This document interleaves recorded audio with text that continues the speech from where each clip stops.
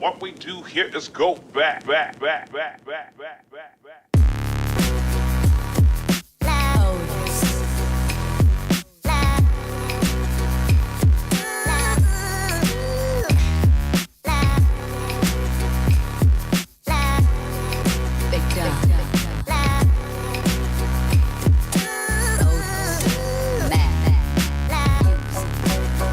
What's up, guys? Welcome back to TaylorMadeOtaku. Today we're doing episode 3 and 4 of Koi to Uso, aka Love and Lies.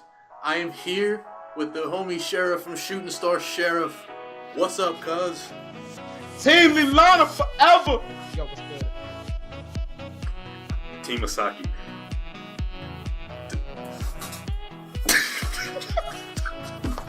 I don't know why we just did that. I don't know either. But we're here just to talk about episodes 3 and 4. Let's hop right into this. Episode 3 starts off with Masaki, who's best girl, talking to Yukari, going, "Hey, when I left, what did Leilana say?" And he's just like, "Oh, she just told me to kiss you every single day." She's like, "Oh, fine." And then the intro kicks in, which you are absolutely obsessed with. Good. I'm glad you're a fan. I'm really glad you're a fan. And then it shows the three of them in a room together, and the awkwardness up in the air because, you know, Masaki and Yukari haven't really been talking to each other that much. And Lilana's like, "Y'all need to get to talking. Y'all need to get to kissing. Y'all need to get the..." She stopped at the kiss part. She said, That did not happen. It did not happen, but I'll have it one day eventually. But I digress. And they're just having a nice normal conversation. Then Lilana just comes out of nowhere. It's like, "You two should just start to just kiss right now." And they're both like taken back. Then Masaki just, "I need to go to the bathroom." And then she leaves, goes to the bathroom, and then the two that are left are just like, Why would you do this? Why would you do this? I'm not prepared for this. I'm not mentally prepared for this." And she's just like, "If you had more balls, you'd always be prepared for this." She didn't say it like that, but that's what she meant. Oh, she meant that. You know, then Best Girl comes back, and she's like, "Okay, let's do this." And they're about to do it, but then homie ain't got no balls, and he backed out.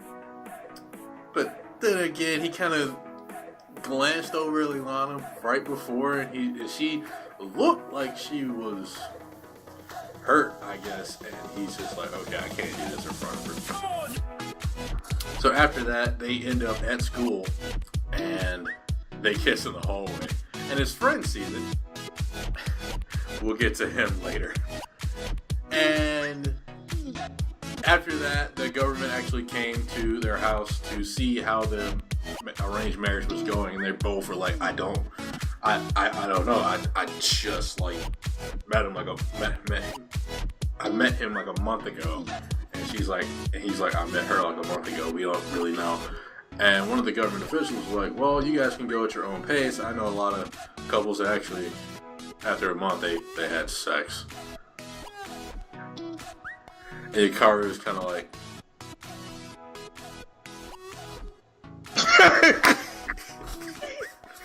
and Lilana's like, "No." But it was a funny little scene. But then after that, they asked to go to they know the directions to Yukari's house, and they're all like, "Oh God, no, yes, not Yukari, Masaki's house. I'm sorry, Yukari's a very girlish name for this guy, but that's neither here nor there." And they give her directions, and then they leave, and then Yukari's flipping out. He's tripping out. He's like, "Oh God, what's going on? And Lilana talked him off of the edge. She talked him off the edge. So that's a point for her. You know, that's a point for her. And I gotta admit, they do seem really nice for each other. I'm not gonna lie to you, because I see why you say she's best girl. But after that, they end up doing some activity after school, and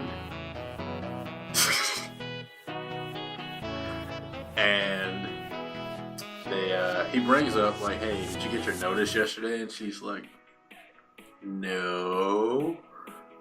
And he's like, but they went to your house. Oh, yeah, that was for somebody else in the family. And then they go, oh, okay, I got a little scared. And then they started smacking lips. Smacking them lips. Like honey smackers. Yeah. It's the only analogy I had. Sorry. Hey. It's better than what I got, because I ain't got nothing.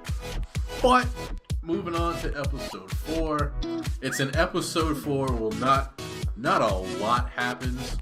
It's more of, you see like a tension between Yukari's like best friend, I don't remember his name, and Misaki, best girl. I don't know why they had this. I don't know why they had this little tension, but we'll get to that later on in this episode. But long story short, they end up going on a family trip that Yukari's family has. They invite Leilani because that's his fiance now, and Leilani invites Misaki, and to make it not super awkward, Yukari invites his best friend. And his best friend is like, I don't want to go. I don't like camping. They went through all sorts of excuses. And he's like, but I don't know how to start a fire. And he's like, I don't either. What? He's like, well, if there's a bear, I'm not strong enough to fight. He's like, what the hell makes you think I'm strong enough to fight a bear? And then they just go back and forth. He's like, please, I need you to go.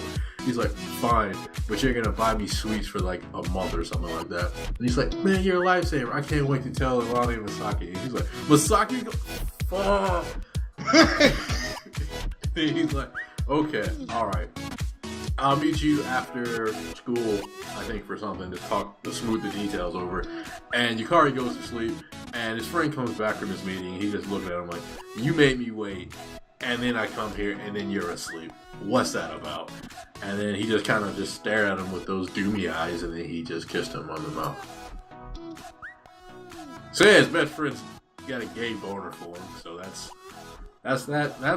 episode 4. Real quick, back to the side. I'm digging this shit. How about you, dog? Dog, I'm loving it. I think what this anime and this is just me just kind of just going off the first 4 episodes. But as far as like romantic comedies go, or just rom-coms in general, I like that this one kind of blurs the line as far as like the romance goes, because of the world. It's like he's been or whatever, and we know he's always had feelings for her. But like ever since that Leilani has came into the picture as his, assigned wife, is it just more so like does he love her? Does he love Misaki because he really loves Misaki, or does he love her because he can't have her? Shut up. He literally can't have her. So it's kind of like one of those things like, like if you can't have it, it makes you want it even more badly. I mean, just like that makeout session in episode 3, which I'm just going to kind of forget about that happened, but that happened. But it's one of those things where it does, like, you do kind of, you want to understand the character's motivations. And it's just that, that the character's been in love with this person, fine. But now that he's obligated to be with someone else, does that just intensify his feelings for her more? Or you know what I mean? So it's really interesting to see that they kind of did this love thing in like a different spin, whereas most comedies is just like, oh, I like her, I'm gonna chase her for 500 chapters and then finally get with her. It's more like, I know I like her, but because of my circumstances. Is it just because of my circumstances that make it seem like I like her more? Or like what's really truth and what's really like, oh God, I just did a pun there.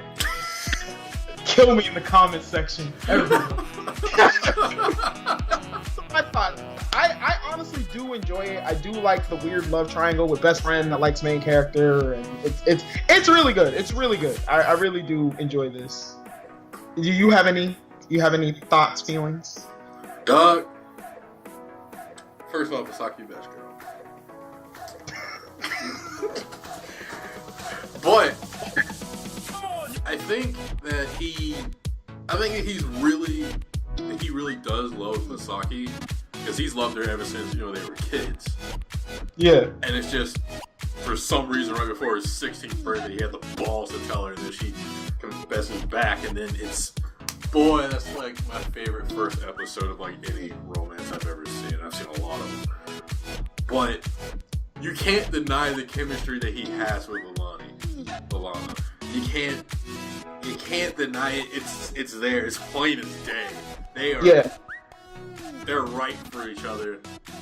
But can he let go of his first love for this new one?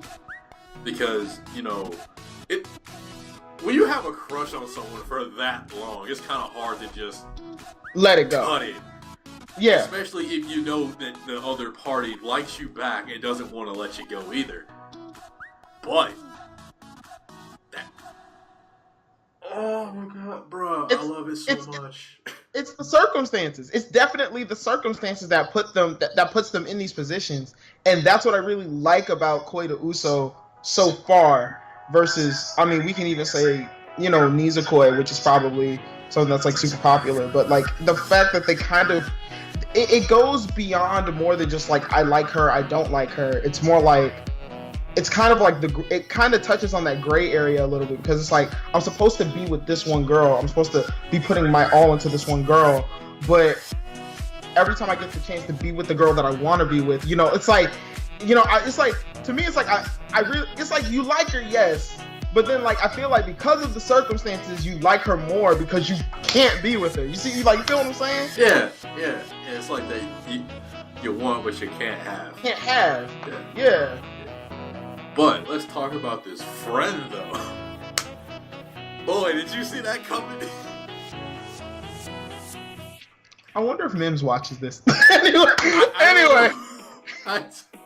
Probably the best friend I believe is probably I think it's the best plot twist to happen, because instead of it being another girl, it's another guy. So you know what I mean? So it doesn't cross that it crosses a harem line, but it doesn't.